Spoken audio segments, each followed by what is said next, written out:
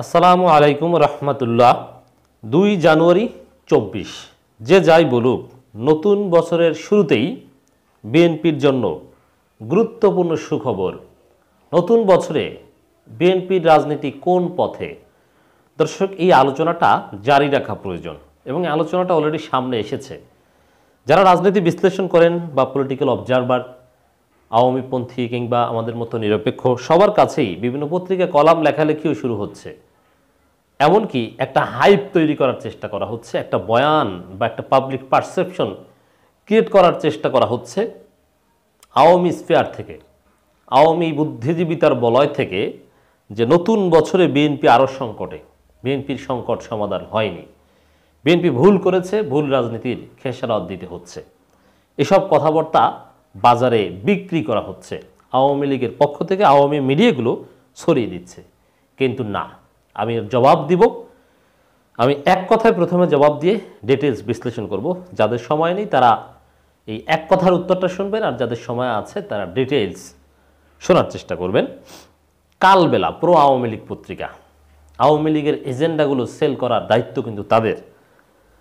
নতুন বছরেও কাটছে না বিএনপির সংকট, কৌশলী হাইকমান্ড, এই শিরোনামে তারা একটা রিপোর্ট করেছে। এর মানে বিএনপি সংকটে, বিএনপি অনেকটা ব্যর্থ, এভাবেই দেখানোর চেষ্টা করা হচ্ছে।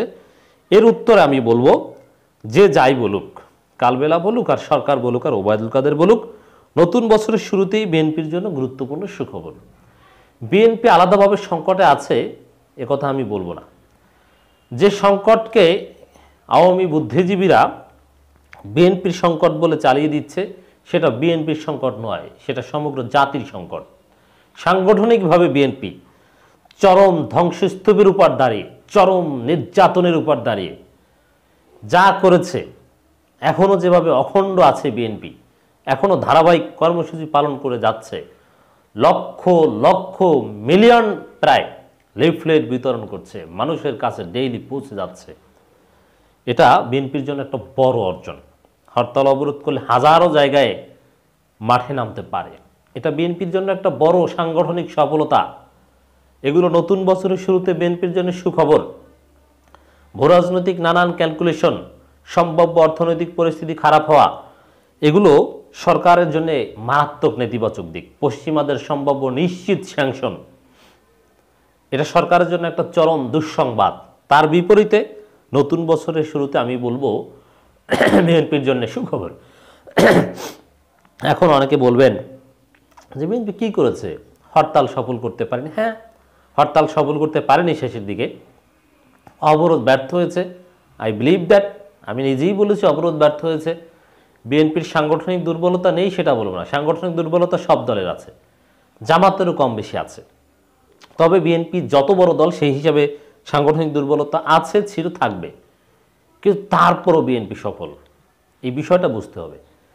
আওয়ামী লীগ যখন ক্ষমতায় ছিল, বিএনপি যখন ক্ষমতায় ছিল, তখন আওয়ামী লীগ কী করেছে? আওয়ামী লীগের উপরে যে নির্যাতন করেছে বিএনপি, তার চাইতে কয়েকশো গুণ বেশি নির্যাতন করছে এখন আওয়ামী লীগ বিএনপির উপরে। এর মানে এত নির্যাতিত বাংলাদেশের কোনো দল হয়নি জামাত বাদে। তারপরও বিএনপি যা, এটা বিএনপির পক্ষেই সম্ভব। জামাত ধর্মভিত্তিক দল, তাদের কথা আলাদা, তাদের নিঃশেষ করা সম্ভব নয়। বিএনপিকেও নিঃশেষ করা মনে হয় সম্ভব নয়, নিষিদ্ধ করতে পারবে কিন্তু জনগণ থেকে নিঃশেষ করা সম্ভব নয়। সেই হিসাবে আন্দোলন যতটুকু তৈরি করতে পেরেছে বা জনগণকে যতটুকু ভোট থেকে নিরুৎসাহিত করতে পেরেছে, আওয়ামী লীগ বড় বড় প্রজেক্ট নিয়েও শেষ পর্যন্ত নির্বাচনকে উৎসবমুখর করতে পারেনি। সবচাইতে বড় বিষয় হচ্ছে বিএনপিকে এবং 60-এর অধিক দলকে নির্বাচনে নিতে পারেনি। এটাই তো বিএনপির জন্য বড় সুখবর। নির্বাচন বর্জন করা, এটা ছিল বিএনপি একটা ঐতিহাসিক সিদ্ধান্ত। এর মানে লেজিটিমেসি নিয়ে নৈতিক গ্রাউন্ড প্রমাণ করে, কৃত্রিমভাবে হোক আর যেভাবে হোক, কারচুপি করে হোক, কখনোই আওয়ামী লীগ ক্ষমতায় থাকতে পারবে না। ক্ষমতায় থাকতে হলে তাদেরকে ইলেজিটিমেট নির্বাচনের মাধ্যমে বিজয়ী হয়েছে, কারচুপির বা ডামি নির্বাচনে বিজয়ী হয়েছে, এই তকমা নিয়েই থাকতে হবে। অতএব যদি কখনো বাংলাদেশের গণতন্ত্র সফল হয়, সেটা বিএনপির এই যে এখন পর্যন্ত সঠিক রাজনীতি, ভোট বর্জন করা এবং আন্দোলন যতটুকু জিয়ে রাখতে পেরেছে ততটুকুই হবে। অতএব আমি মনে করি যে নতুন বছরে বিএনপি আলাদা কোনো সংকটে তা নয়, এটা জুলুম নির্যাতনের শিকার, এভাবে বলতে হবে। বিএনপি যা করেছে সেটা ছোট করে দেখার কিছু নেই, অনেক। আওয়ামী লীগ ক্ষমতায় থাকার জন্যে যা করছে, যতটা নিচে নামছে, রাশিয়া যে খেলা খেলছে আওয়ামী লীগকে সাথে নিয়ে, চীন যে খেলা খেলছে, তাতে যতটুকু এগিয়েছে বিএনপি, এটা আমি মনে করি নতুন বছরে বিএনপির জন্য সুখবর। এই 2024 সালেই গণতন্ত্র পুনরুদ্ধার হতে পারে বলে আমরা মনে করি, সম্ভাবনা রয়েছে। আবার অনেক ক্যালকুলেশনও ভুল হতে পারে। বর্তমান সরকারের পদত্যাগ এবং নির্দলীয় সরকারের অধীনে নির্বাচনের দাবিতে ধারাবাহিক আন্দোলন করছে বিএনপি। এক দফা দাবি আদায় যুগপৎ আন্দোলনের মধ্য দিয়ে 2023 সাল শুরু করেছিল দলটি। এক বছরে নানামুখী কর্মসূচি দিলেও তাতে সফলতা আসেনি। না, সফলতা আসেনি, এর সাথে আমি একমতই। অনেক সফলতা এসেছে, অনেক সফলতা এসেছে। জনগণ নির্বাচনের ক্ষেত্রে কোনো আগ্রহ দেখাচ্ছে না, 60-এর অধিক দল নির্বাচনে অংশগ্রহণ করছে না, বরং আওয়ামী লীগ বাদে বা আওয়ামী লীগের মিত্র বা তাদের কিংস পার্টি বা কুইন্স পার্টি বাদে অন্য কাউকে নির্বাচন নিতে পারেনি।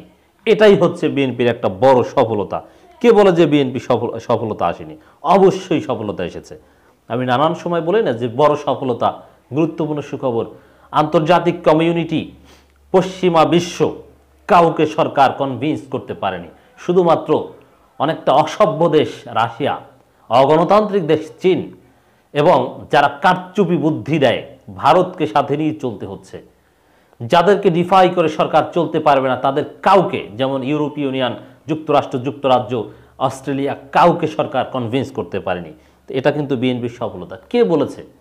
যদি বিরোধী দল দুই একটা নিয়ে নির্বাচন করতে পারতো, জামাতকে নিতে পারতো, চরমনাইকে নিতে পারতো, তাহলে বোঝা যেত যে না, বিএনপি ব্যর্থ, সরকার এখানে সফল। আওয়ামী লীগ নিজেরা নিজেরা নির্বাচন করেছে, শতবার একতরফা নির্বাচন, একজন আওয়ামী লীগ বিরোধী প্রার্থী খুঁজে পাওয়া যায় না। এটা কি বিএনপির সফলতা নয়? এটা ডেফিনেটলি বড় সফলতা, ছোট করে দেখার কোনো কারণ নেই। বরং বিএনপির বাইরে রেখেই আরেকটি নির্বাচনের দিকে এগিয়ে যাচ্ছে দেশ। এখন কোনো রাষ্ট্র ক্ষমতায় থাকা কোনো রেজিম যদি নির্বাচন করতে চায়, এটা করতে পারে, এটা কেউ ঠেকাতে পারে না। এটা বিএনপির সফলতা ব্যর্থতা নেই। আওয়ামী লীগ কি ঠেকাতে পেরেছে? বিএনপির 1996 সালের প্রথমবারের যে নির্বাচন, সেটা পারেনি। 2004 সালে ভয়াবহ গ্রেনেড হামলা হয়েছে এবং নিঃসন্দেহে ইতিহাসের নৃশংসতম অধ্যায় ছিল সেটা। সেটা বিএনপি সরকারের আমলে হয়েছে, বর্তমান মাননীয় প্রধানমন্ত্রীকে হত্যার উদ্দেশ্যে হয়েছে। তো এত বড় ঘটনাকে পুঁজি করেও তো, এবং বিএনপি এটা নিয়ে অনেক নাটক করেছিল, অনেক অন্যায় করেছিল। বিএনপি আওয়ামী লীগের উপর অনেক জুলুম করেছিল, জজ মিয়া নাটক সাজিয়েছিল। আমরা এখনো প্রকাশ্যে বিএনপিকে দায়ী করব সেই ঘটনার জন্যে। এছাড়া 10 ট্রাক অস্ত্র মামলার মতো ঘটনা, দুর্বল স্ক্রিপ্ট, বিএনপিকে দায়ী করব। তো এগুলোকে ব্যবহার করেও তো একদিন আগেও বিএনপিকে ক্ষমতা থেকে নামাতে পারেনি আওয়ামী লীগ। পেরেছে? 2006 সালে 28 অক্টোবর তো ঠিকই পার করেছিল। হ্যাঁ, হত্যা, অগ্নিসংযোগ কিংবা লগি বৈঠা দিয়ে পিটিয়ে মানুষ হত্যা, অনেক কিছুই করেছিল, কিন্তু লাভ তো হয়নি।